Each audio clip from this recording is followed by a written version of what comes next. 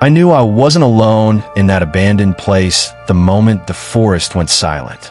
No wind, no insects, no distant birds, just my own breathing and a second set of footsteps that stopped every time I did. I was 19 and stupidly confident in the way only a teenager can be. My friends and I had spent the whole summer chasing anything that felt remotely exciting. Late-night drives, empty roads, and places we weren't supposed to be. That night, though, I was alone. There was an abandoned research station about an hour outside town, hidden past a long stretch of cracked highway and swallowed by trees. People online talked about it like it was some urban legend. Old government building, shut down decades ago. No guards, no cameras, just a decaying structure rotting in the woods. I told myself I was going there for photography. In reality, I just wanted the thrill of being somewhere forbidden. I parked my car on the shoulder of the road just after sunset and followed a narrow dirt trail into the forest. The air felt heavy, humid, and strangely still. Even with my flashlight on, the darkness between the trees looked thick, like it was pressing inward. After about 15 minutes of walking, the station came into view. It was bigger than I expected, a low concrete building with shattered windows and vines crawling up its walls. The front doors hung open, creaking slightly whenever a breeze managed to push through. I stood there for a moment, listening. Nothing. No voices, no animals. Just silence. I stepped inside. The smell hit me first. Mold, wet wood, and something metallic underneath it. My flashlight beam cut across overturned desks and scattered papers fused to the floor by years of moisture. Every step echoed through the empty halls, louder than it should have been. I wandered deeper, snapping a few photos with my phone. Most of the rooms were empty offices, stripped down to bare walls. But the further I went, the more uneasy I felt. It was the kind of feeling that crawls up your spine for no clear reason. Then I heard it, a soft scrape behind me. I spun around, flashlight shaking in my hand. The hallway was empty. I told myself it was just debris shifting or a small animal. Old buildings make noises. That's normal.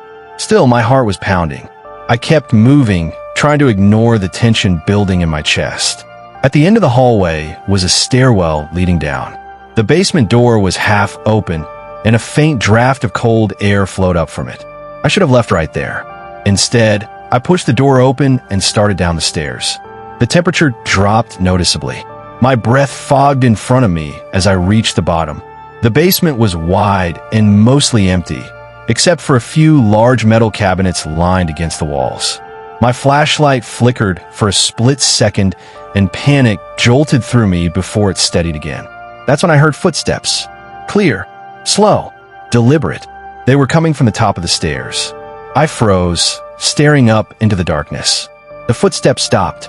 Whoever, or whatever, was up there wasn't trying to hide. They were standing still just out of sight.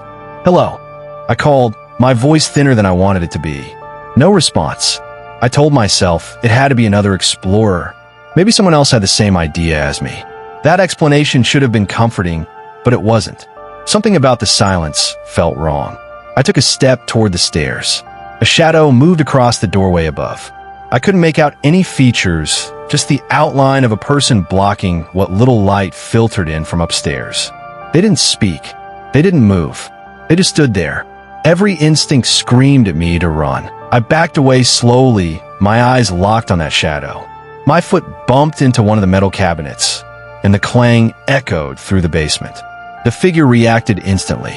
It stepped forward, descending one stair with a sharp, heavy thud. I didn't wait to see more. I turned and sprinted across the basement, my flashlight beam bouncing wildly.